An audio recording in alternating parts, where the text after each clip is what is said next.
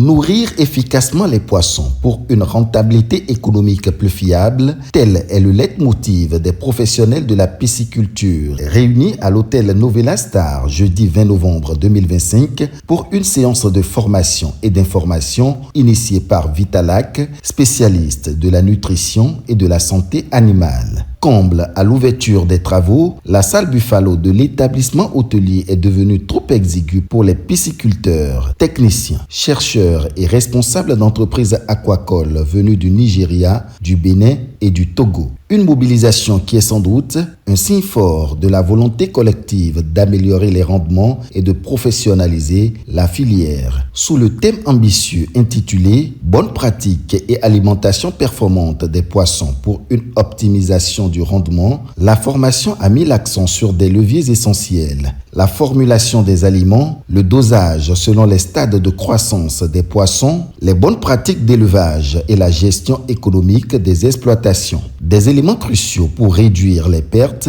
améliorer la qualité des produits et accroître la rentabilité. Pour le représentant de Vitalac Bénin Togo, l'objectif est bien clair. Renforcer les capacités des acteurs de la pisciculture pour qu'ils maîtrisent mieux les techniques modernes de production.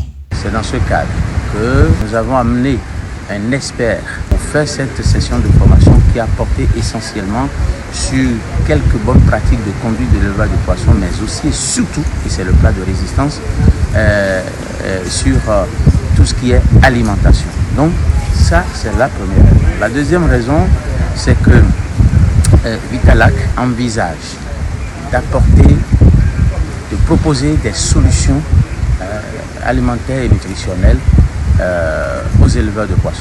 C'est en même temps une offre qui leur est faite, qui s'arrime bien aux exigences techniques sur lesquelles la formation a porté.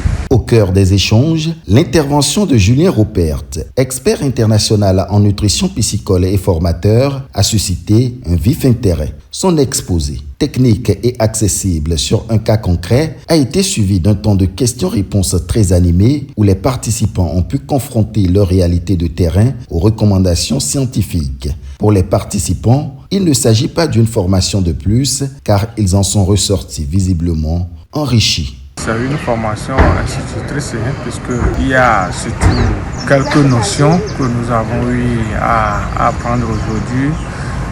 La température qu'il faut pour nourrir la poisson, cela, on ne savait pas avant, on donnait seulement et puis on se dit si la température est élevée, plus les poissons mangent beaucoup.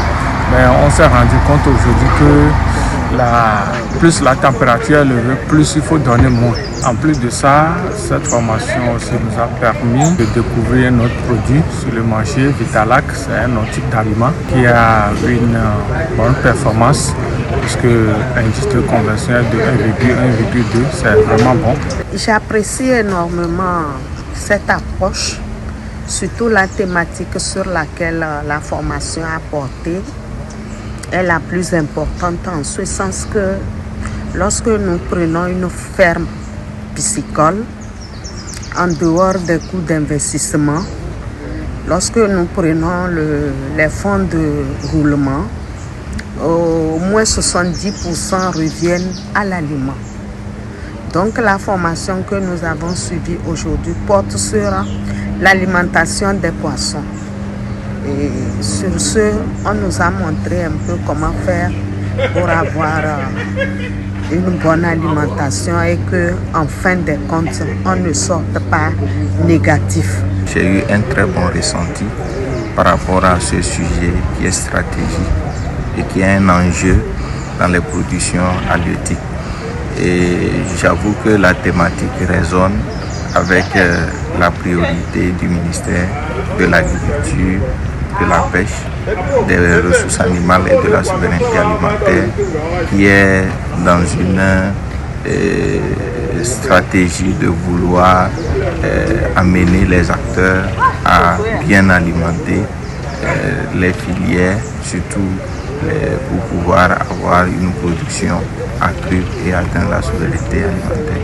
En marge de la formation, Vitalac a rendu un vibrant hommage au président de l'interprofession des pisciculteurs du Togo, président du conseil d'administration de Lofty-Farm, salué pour son engagement, sa détermination et son soutien indéfectible à l'évolution de la filière. C'est encore la gratitude qu'on réitère, tout simplement parce qu'il a montré qu'il est acteur de la filière, qu'il veut le développement de la filière. C'est pourquoi il nous a d'abord accepté.